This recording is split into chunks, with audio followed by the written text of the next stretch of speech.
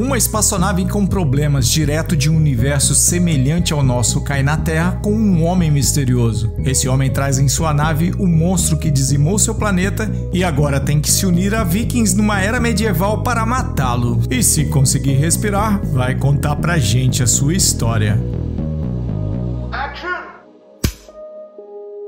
A história começa com um barulho ensurdecedor e uma nave espacial despencando em direção a um planeta, que logo percebemos será a Terra em tempos remotos. O impacto é tão violento que até a fauna da região foge em disparada. A nave se arrebenta em um lago e, logo em seguida, dois humanoides vestindo trajes futuristas emergem da água. Um deles ajuda seu companheiro a sair do lago, mas o segundo desmaia, tendo flashes misteriosos de sua memória. Quando desperta, o viajante espacial percebe que seu amigo não resistiu a um ferimento profundo no peito. Ele ouve um som eletrônico distante e descobre que é de um computador de bordo, parcialmente submerso. Após resgatar a máquina, ele começa a fazer perguntas numa língua estranha, buscando informações sobre onde estão e se há mais naves por perto. A resposta, infelizmente, não é animadora, nenhum sinal de outras naves na região. Mesmo frustrado, ele segue em frente. O computador transfere para ele uma carga de dados gigantesca, cheia de informações sobre a Terra, civilizações, línguas, fauna e cultura. Só que isso não vem sem dor. O processo é visivelmente exaustivo. Quando termina, ele pega uma arma que sobreviveu ao acidente e começa a praticar sua pontaria. Parece decidido a enfrentar o que vier pela frente. À noite, ele cava uma cova improvisada e dá um enterro digno para o colega falecido. Agora, sozinho, ele precisa se virar em um território completamente desconhecido. Uma floresta densa e cheia de perigos. Durante sua exploração, ele encontra o cadáver de uma baleia próximo a uma vila destruída. Algo sinistro aconteceu ali, com marcas que não parecem obra de humanos. Quando sente que está sendo observado, ele tenta fugir, mas um cavaleiro a cavalo o intercepta. Ele é derrubado com força e sua arma acaba sendo levada pela correnteza de um rio. O viajante é capturado e levado inconsciente para uma vila viking cercado por uma muralha de madeira. No grande salão, conhecemos Freya, uma jovem determinada, e seu pai, o rei Hrothgar. Eles estão em um treino de espadas, mas a discussão que rola entre eles é mais séria. Freya não quer saber de se casar com Ulfric, o pretendente que quer assumir o trono. A briga termina com um corte leve no ombro de Freya, mas Hrothgar interrompe o treino para cuidar da filha. Nesse meio tempo, Ulfric aparece, mas ao invés de ganhar pontos com Freya, ele só piora as coisas com sua arrogância, fazendo a jovem sair irritada.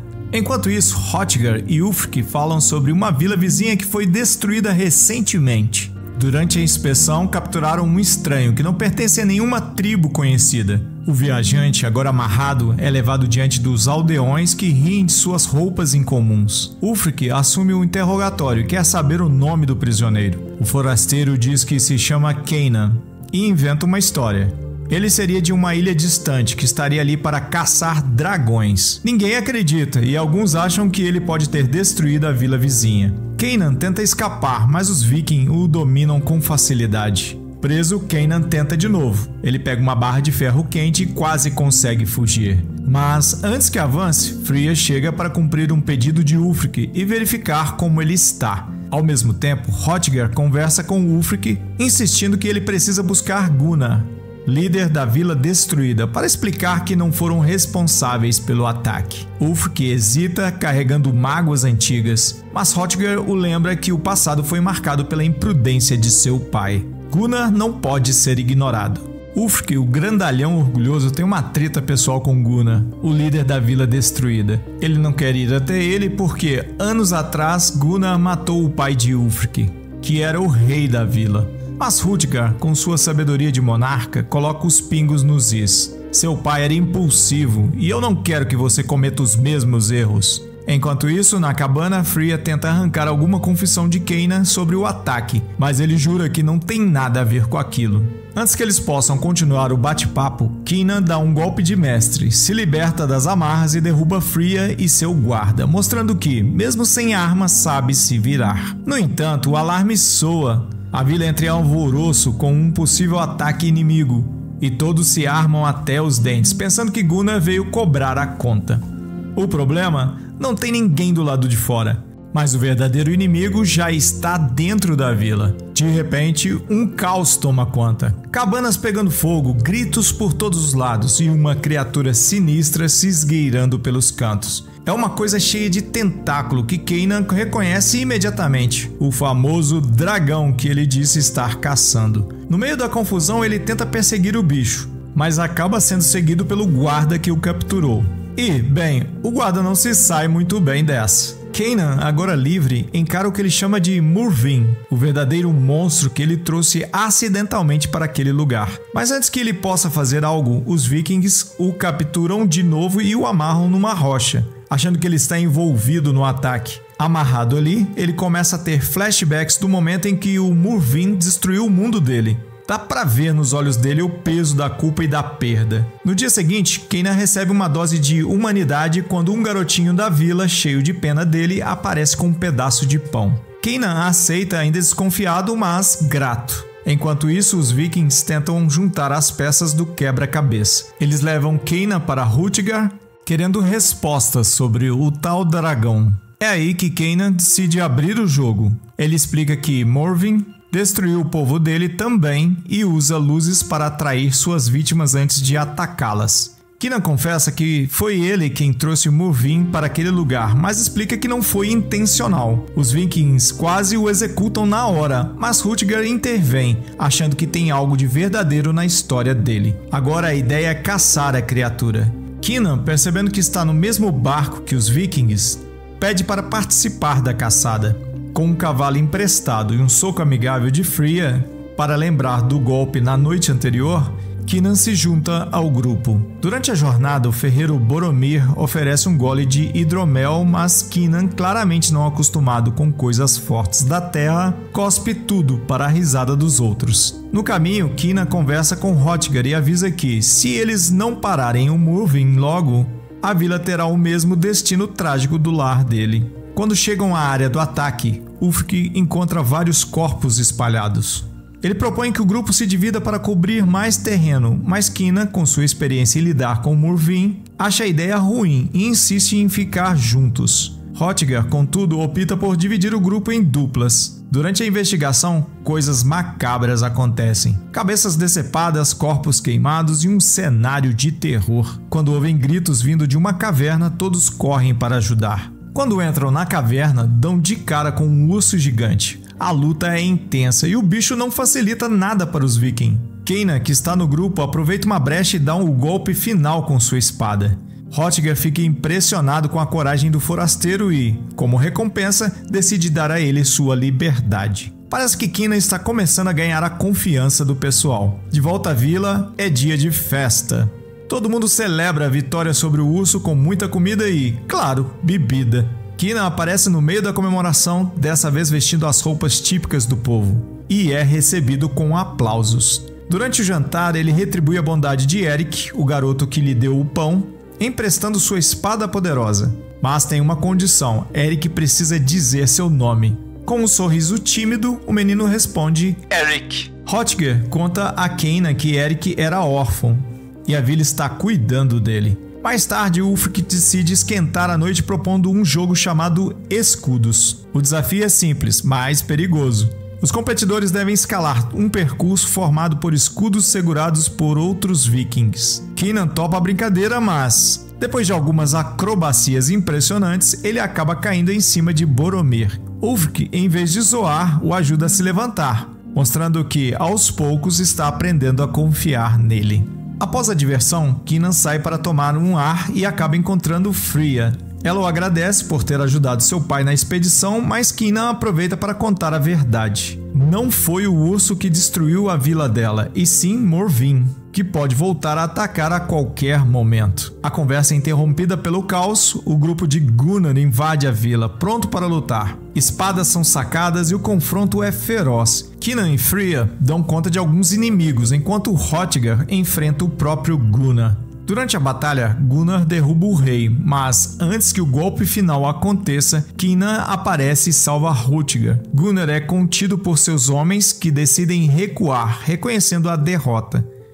Porém, antes de ir embora, Gunnar amaldiçoa Hrothgar, acusando-o de ser responsável pela destruição de seu povo. Com o ataque de Gunnar superado, a vila tenta se recompor. Freya aproveita para explicar a Kina o motivo da rivalidade entre as vilas. Anos atrás, o pai de Ulfric tentou unir os líderes para um ataque contra os francos, mas Gunnar não apareceu, sentindo-se traído. Desde então, os dois lados se odeiam. Enquanto isso, o grupo de Gunnar está reunido planejando o próximo ataque. Durante uma pausa, um dos homens se afasta para resolver assuntos pessoais e é atacado de forma brutal por Morvin, que estava à espreita no lago. A criatura começa a dizimar o grupo um por um. Gunnar, vendo que a situação está fora de controle, decide enfrentar a fera sozinho. Na vila, alguns dos homens de Gunnar aparecem correndo e gritando por ajuda, implorando para serem deixados entrar. Mas Ulfric acha que é uma emboscada e posiciona seus arqueiros. Para a surpresa de todos, Gunnar surge entre os homens pedindo abrigo. Ainda desconfiado, Ulfric ordena que disparem e vários caem mortos. Mas Gunnar sobrevive.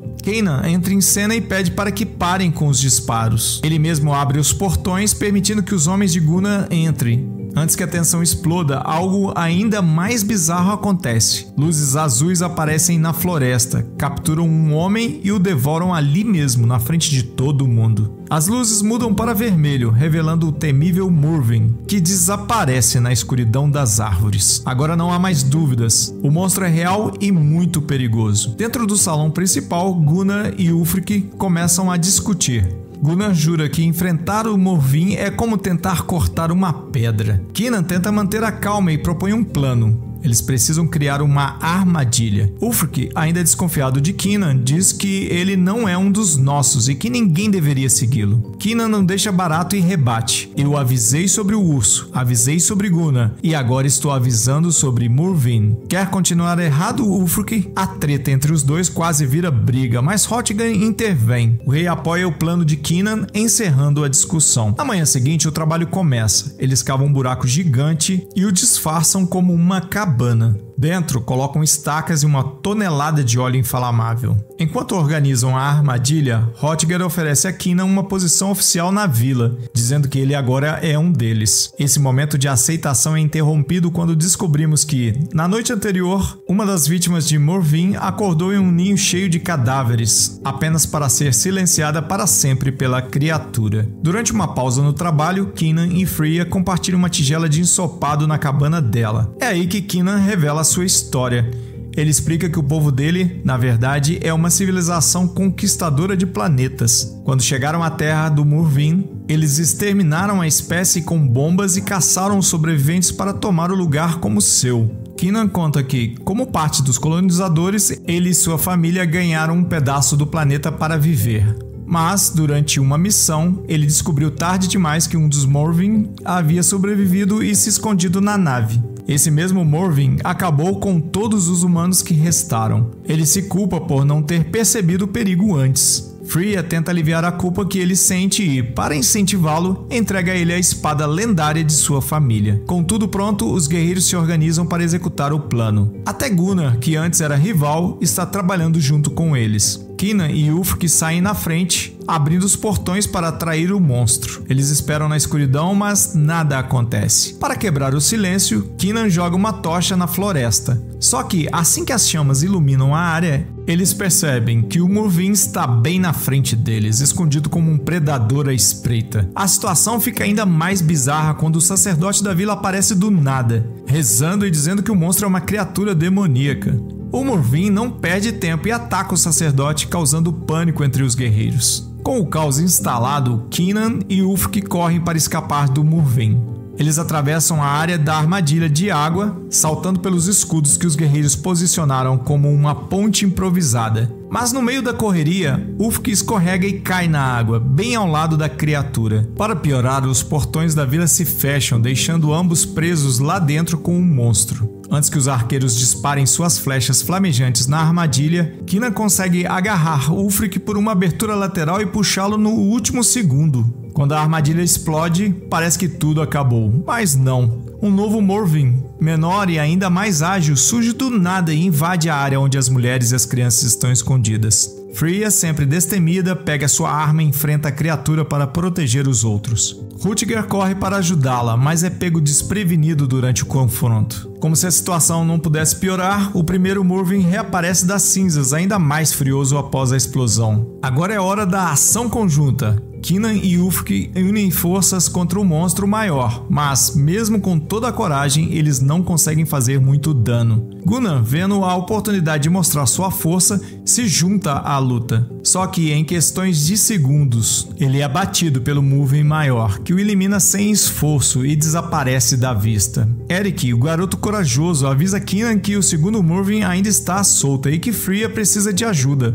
Quando eles chegam até ela, encontram Freya de luto sobre o corpo de Hrothgar, que não sobreviveu ao confronto. É um momento pesado para todos, mas não há tempo para lamentações, já que o perigo ainda está por perto. No dia seguinte, a vila decide abandonar o local. Com medo de novos ataques, todos sobem nos barcos e partem. Eric, com lágrimas nos olhos, pede para ficar com Kynan, mas ele explica que o lugar não é seguro e insiste que o menino siga com os outros. Antes de se despedirem, Kynan promete que eles vão se encontrar de novo. Enquanto isso, Ulfric está destruído emocionalmente. Ele sente que não tem o que é necessário para ser um rei depois de tantas perdas. Kynan, tentando animá-lo, diz que eles precisam acabar com o Murvin de vez. Os dois começam a organizar uma missão suicida: descer pelo poço da vila para encontrar o ninho do monstro. Parece loucura? Com certeza, mas é a única chance que eles têm. Antes de partir, Kynan pede a Boromir para forjar uma nova espada, algo mais forte e resistente para enfrentar a criatura. Ele também convence Freya e Ulfric a acompanhá-lo até o lago onde sua nave caiu. Mergulhando nas águas geladas, Kynan encontra os restos de sua tecnologia e consegue recuperar alguns itens úteis. Mas o perigo aparece de novo. Um Murvin surge debaixo da água e ataca o barco deles, destruindo-o. Quando Kynan retorna à superfície, só encontra Ulfric. Freya desapareceu. De volta à vila, Boromir faz sua mágica e entrega a Kynan uma espada enorme, mais resistente do que qualquer outra coisa já vista. Preparados para a batalha final, Kynan lidera o grupo descendo pelo poço da vila até uma gruta subterrânea sombria. A tensão é palpável, mas eles avançam com cuidado. Enquanto isso, Freya acorda apavorada, presa no que parece ser o ninho do Murvin, cercado por cadáveres. Horrível, né? Freya tenta escapar, mas uma das criaturas aparece antes que ela consiga. Felizmente para ela, o Murvin detecta intrusos na caverna e sai correndo atrás do grupo de Kynan. Enquanto isso, os guerreiros encontram uma caverna com lava no chão, um cenário que parece ter saído diretamente de um pesadelo. É lá que eles finalmente enfrentam um Murvin menor. Depois de uma luta intensa, eles conseguem feri-lo gravemente, mas o preço é alto. Boromir é morto. Freya consegue se levantar e começa a procurar uma saída enquanto chama pelos outros. Eles se ouvem de longe, mas as coisas só pioram. O Murvin ferido, agora guiado apenas pelos sons, surge na escuridão, forçando Freya a se esconder. O grupo tenta atraí-lo e Freya mal escapa por um triz. Para alcançar seus amigos, ela precisa passar por um buraco estreito, mas fica presa. Em um ato corajoso e desesperado, Kynan joga a espada para Freya. Com um golpe preciso, ela elimina o Murvin menor. O grupo finalmente se reúne, mas o clima não é de alívio. Ao invés disso, eles ficam horrorizados com a quantidade absurda de corpos espalhados pela caverna. Um verdadeiro cemitério de vítimas do monstro. Antes que possam planejar a saída, eles ouvem algo se aproximando. É o Murvin maior, que encontra o corpo de seu filhote morto. Furioso, ele parte para cima do grupo, que corre desesperado. Eles chegam ao topo de uma cachoeira em uma montanha. Parece o fim da linha, já que as paredes são muito escorregadias para escalar. Mesmo assim, eles tentam, mas Freya escorrega e é resgatada por Kynan. Enquanto isso, Ulfric enfrenta o Murvin em um combate direto. Em um ato heróico, ele consegue ferir a criatura no rosto, mas o monstro revida, lançando o corpo de Ulfric contra Kynan. A cena é de partir o coração, mas não há tempo para luto. Kynan, agora sozinho, pega sua espada e volta para a caverna, determinado a acabar com tudo. Kynan enfrenta a fera com coragem e inteligência. Ele consegue cortar um dos tentáculos da criatura, mas a batalha é feroz. Seguindo o rastro de sangue, ele quase é pego de surpresa pelo Murvin, mas Freya aparece no momento certo e o ajuda, criando uma abertura perfeita para Kynan desferir o golpe final. Ainda assim, o monstro consegue arrastá-lo para a beira do penhasco. É um momento de vida ou morte. Enquanto Freya tenta segurar Kynan, ele luta para se livrar do Muffin. Em um último esforço, Kynan corta a mão da criatura que cai no abismo. Ele e Freya voltam para encontrar Ulfric, que está à beira da morte. Ulfric, com um suspiro final, entrega a Kynan um medalhão que o torna rei, lamentando não terem sido melhores amigos. Kynan, com lágrimas nos olhos, o corrige. Nós somos melhores amigos. E então, Ulfric se vai. Com a batalha terminada e o perigo afastado, Kynan e Freya escalam a montanha até o topo do penhasco. Lá em cima eles veem Eric e os sobreviventes da vila nos barcos, se afastando do local que já não é mais seguro. É um momento de alívio, mas também de despedida. Antes de seguir, Kynan e Freya compartilham um beijo, mas ele deixa claro que ainda tem algo para fazer. Freya percebe que Kynan pode nunca mais voltar. Ele caminha sozinho até o local onde sua nave caiu e é aqui que descobrimos um detalhe comovente. Durante sua viagem, a esposa de Kynan estava em animação suspensa. Mas o acidente destruiu sua cápsula, tirando a vida dela antes mesmo de ela acordar. É um golpe emocional pesado para Kynan. Ao lado da nave, ele se despede do seu passado e volta ao computador de bordo, que sinaliza para sua tripulação original vir resgatá-lo. Mas Kynan não pretende deixar a Terra. Ele destrói o computador com um golpe, cortando sua última ligação com o mundo de onde veio. Freya, que o seguia de longe, observa tudo em silêncio, entendendo o sacrifício que ele está fazendo. No epílogo, Freya narra o desfecho da história. Rutger e Ulfric são enterrados com as maiores honras que um viking pode receber. Kynan, o estranho que caiu do céu, é finalmente aceito como parte do povo. Ele assume o lugar de Ulfric como rei e Freya se torna sua esposa. Eric, o garoto que Kynan ajudou, é adotado por ele como filho. Juntos, eles ajudam a vila a recomeçar. Uma besta no multiverso sendo mortas com armas medievais. Bom, tá aí uma boa dica para o caçador do resumo no card ao lado: enfrentar o monstro da floresta amaldiçoada. Quer ver ele tentar? Tá no card. Vai lá!